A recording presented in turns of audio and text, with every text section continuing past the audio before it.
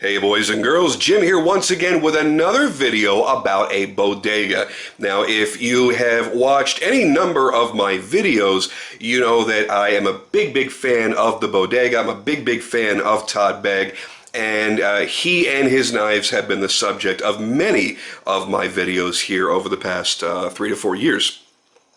What we're looking at today is something a little bit different than your standard bodega. This is the Tadgear Field Grade Bodega, the triple aught design website that we all know and love. One of the biggest outfitters on the internet, or I should say one of the most popular outfitters on the internet. If you're looking for great gear, you're looking for, bags and backpacks and clothing and knives and tools and shit like that, that's where you're going to go. And my favorite section, of course, is going to be the knife section. And you have basically 3 ranges to choose from, and then they pretty much cover the whole spectrum of the knife world. They have production knives. You saw I did a video not too long ago on the Dauntless Mark IV in G10. Love it, still carry it, still having a shitload of fun with it, and I still feel the same way about it today as I did the day that I made the video. Then they do mid-tech, which is going to be this right here, not so often. And then they do custom, where they do collaborations with really amazing makers and give you a few pieces to choose from. You gotta grab it as soon as you get the email notification, and they're gone immediately, and they generally sell for double to triple after they have sold out. So what we're looking at here, oh hello, is the Field Grade Bodega. Now, to tell the story of this bodega, we really have to go back to the original bodega. And yes, it's another opportunity for me to slip Big Red in there. That's right, you guys know I am very much in love with Big Red. One of my absolute favorite knives. I've had it for about 3.5 years now at this point, and it will never be gotten rid of. It will be actually be getting passed down to one of my 2 sons. Or, fuck it, I'll just let them fight over it. And this is a knife that I've carried more than any other knife in my entire collection, that I've used more than most of the knives in my collection, and I still have an extreme love affair with this knife. What the bodega is, when you put it in a nutshell, it is the world's most expensive mid-tech. And Todd has taken a lot of heat over that for a number of years because, well, listen, mid-techs run anywhere from, say, $425 up to $500-600, and that'll be for more of a customized mid-tech. Meanwhile, the bodega 4.5 years ago, when it came out, was $850 in G10 and in micarta. Then you went to $950 if you wanted the carbon fiber. Then you wanted lightning strike carbon fiber, it was $1050. So you had 3 different price points. And people went, whoa, holy shit. It's a lot of money for a mid-tech. Let's break mid-techs down, okay? Mid-techs are basic. Honestly, they're getting lazier and lazier and lazier as time goes on. But that's not necessarily a bad thing, because what a mid-tech is a custom maker at the point in his career where he could never make anywhere near the amount of knives to satisfy the desires that are out there. If they can make, let's just put a number out there, if they can only make 500 knives in an entire year, which honestly it's a lot, let's say they can make 300 knives in an entire year. And they may have 5,000 people that are following them on Instagram and Facebook and on their newsletter and emailing them constantly wanting a knife. They can't possibly satisfy them. So they make a mid-tech. They make it the quickest way and the most economical way possible, so that now not only can you finally get a knife that bears their name, but maybe it's one that you could finally afford. Okay? A few weeks ago, I did a video on a full custom bodega. They start at $5,000, and only 6 exist in the entire world. How many guys can really afford to lay out $5 grand for a knife? Sure, there are guys that can, but that's not the general public. It's a lot easier, however, to say, I love that knife, it's $5 grand. If they made a knife for $1,000 just like it, I would buy it. And that's how the bodega was born. It's not your run-of-the-mill generic knife. When I say that the mid-tech knives are getting lazy these days, what I'm talking about is all stone wash blades, all stone wash titanium frame locks, and that's really about it. And maybe they'll offer a couple of little embellishments as options that you can pay for. Well, what Todd did was just go balls to the wall. You have a removable subframe lock that's beautifully decorated. Both sides of the knife look great. It's not a standard frame lock where all the beauty is on the presentation side.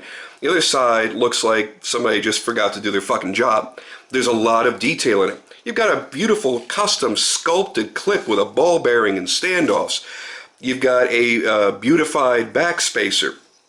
You have what he calls the pivot island done in the cracked ice. You have an amazing blade with this long narrowing fuller with the individual holes going down it, which is his signature, by the way. When you see other knife companies or knife makers doing that, they're just stealing Todd's design. That is his particular signature. And what you're also getting a really nice satin finish on there as well. You're getting a premium product. You're getting what you paid for. So yeah, they're more expensive. That's just the way it is. Now, with the bodega story out of the way, let's talk about this specific bodega and why I think it's a really, really good option. Number one, you can't buy these anymore.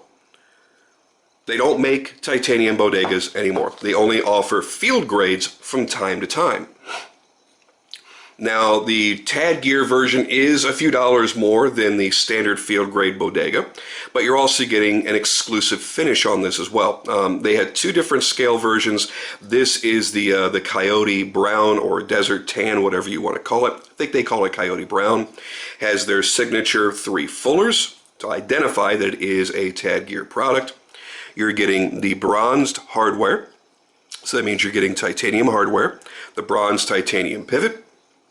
You are getting a ceramic ball in the clip. What does that mean? That denotes that the IKBS bearing system inside is the ceramic IKBS. It also means you have a ceramic detent as well. And you know that you've got ceramic in there when you feel how wonderfully smooth it is. And that detent, by the way, is set perfectly. Just a quick little light switch. And it flies open. If you look on the blade, you will see 2 logos. The ceramic IKBS logo right there, and then the Triple Aught Design logo right down there in the primary bevel. Over here will be the Todd Begg Design logo. And this particular version is also going to give you the black wash finish, which I really, really love. I like this look a hell of a lot.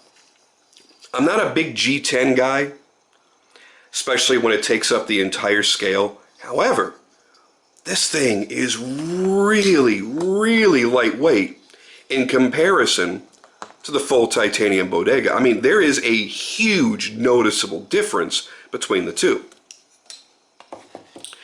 This one, quite honestly, once you drop it in the pocket, I mean, let's not forget, let me go take a step back. It's a big knife. It's a 3 3/4 inch blade.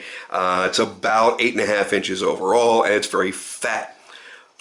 Yes, you'll notice that. You'll notice that fat in your pocket, but you don't notice the weight. It really just kind of disappears in there. And that's something that can be very valuable for somebody that's looking for a true EDC.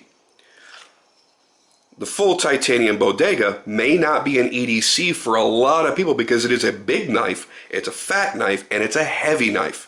That weighs about, I think it was 7.5 ounces if I'm not mistaken. It's a very heavy knife. This weighs a hell of a lot less. As a matter of fact, it's not a huge difference from the mini bodega, which I don't know if you guys have all seen this yet. That's the production bodega being made by Riyadh Knives in China. And really, honestly, Todd did a great job partnering with the right people to make a super quality knife there.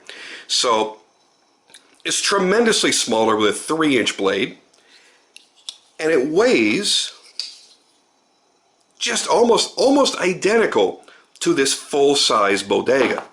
So if you want that nice big full-size knife and not add that full-size weight, this is a really good way for you to go. Let's give you some close-ups here so you can see some of the details. We'll start right back there with the raised gear pattern style backspacer. It does have a nice texture running along the back side of it. Nicely machined in there. Here is your subframe lock. It really stands out well when you look at a G10 frame model. You can really tell which parts are titanium and which parts are not titanium, G10 in this case. So this is all one piece that could be removed and exchanged and repaired and all that kind of good stuff. Not that I think you'll ever need it. My lock on my bodega hasn't moved in 3.5 years. So the quality of the manufacturing is where it's at. There you can see the cracked ice pattern on the interior of the backspacer. Nice custom touch, by the way. Something I would not have expected them to do on this particular model. You'll have to excuse the marks. I do carry this knife from time to time, and they do get marked up when I do. You've got the same fuller design here that you have on the lock of the custom.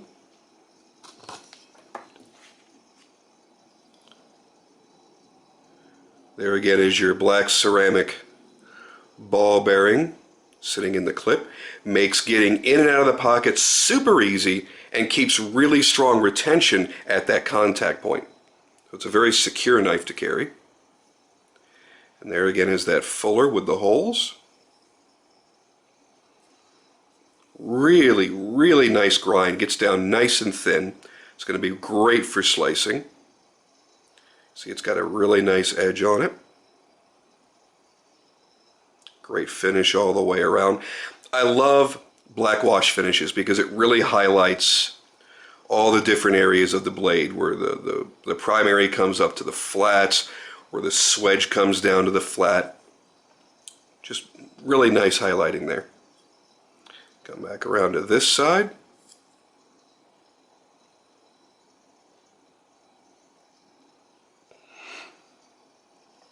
They've replicated the look of the pivot island there in the milling of the G10. There again are the trademark 3 fullers for Tad gear. Another look at that bronzed hardware.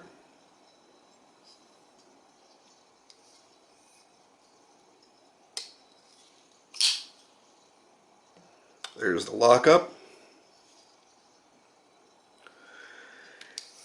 Everything about this knife is carry friendly. Everything's rounded off nicely. There's not a sharp edge on this knife except for the cutting edge. Everything is made to be EDC friendly. From the weight to the way everything feels like it's just been melted. The ergonomics, of course, are fantastic, just like the original bodegas. The frame drops down right here for your thumb to drop in place. If you choke up, you do have a choil here. And really good jimping, which, by the way, makes it slightly more tactical than a standard bodega because it does not have jimping. So you could choke up there. You don't have to worry about cutting yourself because Todd always rounds off the back edge right there. It's just an overall wonderfully built, easy to carry knife. I'm still amazed, honestly, at the action. Because I've handled a few field grades before and didn't feel the action was anything to write home about. Not that it was bad, just that we tend to get spoiled with flippers, and we get spoiled even with the mid-techs that are out there. Even production knives. Look what Zero Tolerance has accomplished with their detents and their actions. So when you're buying a knife for, $300, $400, and it rivals customs as far as their action, I think it raises the bar for the entire industry. And they have certainly risen to the challenge because that feels fantastic. Sounds good too. Great solid lockup. The other cool thing about the bodega in general is it's a solid feeling knife. I mean, when you've got that thing in your hand, it feels like you could chop down a fucking tree. There's something about the ergonomics, the way that that frame is shaped, the way that handle feels in your hands. It's just damn near perfect. While I like the mini bodega, which I have called the baby dega, and I think it's pretty awesome, and it really is fun to, you know, kind of sit there and play with, because that little tiny blade just rockets out. It's, you know, it's not as ergonomic. It's, well, I mean, it's the same ergonomics. I should take that back. It's the same shape. It's just shrunken down. So it doesn't fit so well for my particular hand size. So while that's fun to carry, it's a backup for me. It's never my primary knife. It's always, I'll be carrying my full-size bodega or my glimpse or something and have that kind of in the back pocket. This, however, man, when you put this in your hand, it just feels right. It's not going to get all squirrely and move around in your hand. There's a good amount of texture in that G10. Not enough that it feels rough. It's going to tear up your pockets and tear up your skin. But, I mean, it's not going anywhere. You could, you know, soak this in I don't know, anal lube, and it's not going to slide out of your hand. By the way, that's probably don't do that. Probably not good for your knives in general. Although, has anybody ever tried that for pivot lube? I don't know, it might work really well. I would think it would break down fast because they're supposed to be water-based. You got to be able to clean everything off, right? Maybe I'm just getting off on a tangent here. What I'm saying is, you're gonna use this, and maybe you're that outdoors type of person that relies on a lot of the gear that Triple Aught Design makes and sells. So you're that guy that is going to be out there hiking and fishing and hunting and camping and whatever else it is that you do in the woods, and you're out there and it's raining and your knife is wet and you got to get that cut and done. It's got wonderful, wonderful traction on both sides. So yeah, it really is a good user. Are you going to take a $1,000 knife into the woods to be a user? Hey man, I don't know. Some people can't justify that. But maybe you're already buying $150 pants and $150 shirts, you know, that are, you know, have Gore-Tex linings and all these other things that are made to make your life easier and better when you're out in the wilderness. You're already spending a lot more money on your other gear to go out there and abuse. Think about how much money you're spending on your fucking boots and the socks that you're wearing inside of those boots. Man, you can go out and buy a 3-pack of socks for $5 somewhere. You're spending $40 for a pair of socks to keep your feet drier. You're already spending more money on that outdoor gear. So maybe instead of carrying that $150 Benchmade, you're going to carry a $1,000 knife. I don't know. I don't know you. I don't know what your priorities are. But if you're looking for a knife that could be used in those situations, obviously your primary knife is going to be a fixed blade out there. But this is a really good secondary. Maybe you're not going to use it for anything more than cutting up the meat on your little tin plate when you're out at the campfire having dinner that night. I don't know.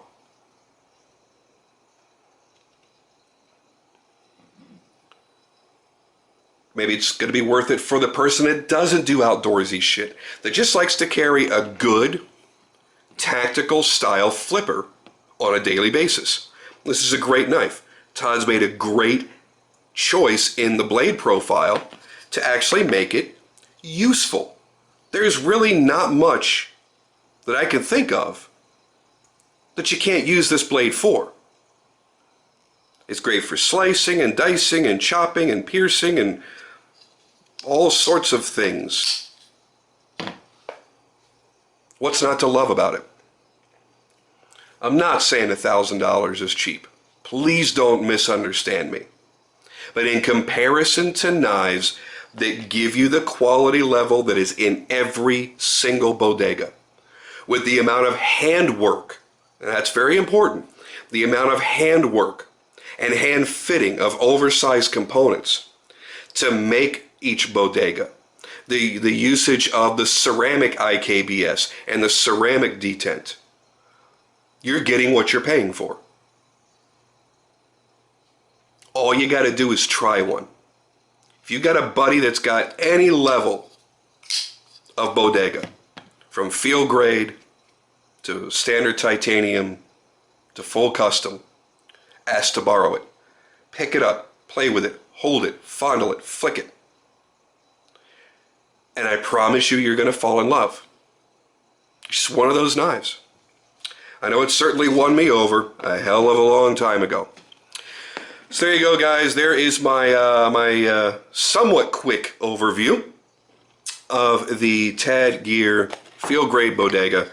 When it comes down to it, it's about the only way you're going to get your hands on a Bodega these days. So don't miss out. Don't miss out on the opportunity to own what I feel is still one of the best knives ever made by anyone, anywhere. Enjoy, guys. Go check out Triple Out Design's website. They did sell out of one color variation while I was waiting to make this video, but they still have this exact version available. Go check it out, and if it checks all the boxes for you and you decide to buy it, I promise you, you won't be let down.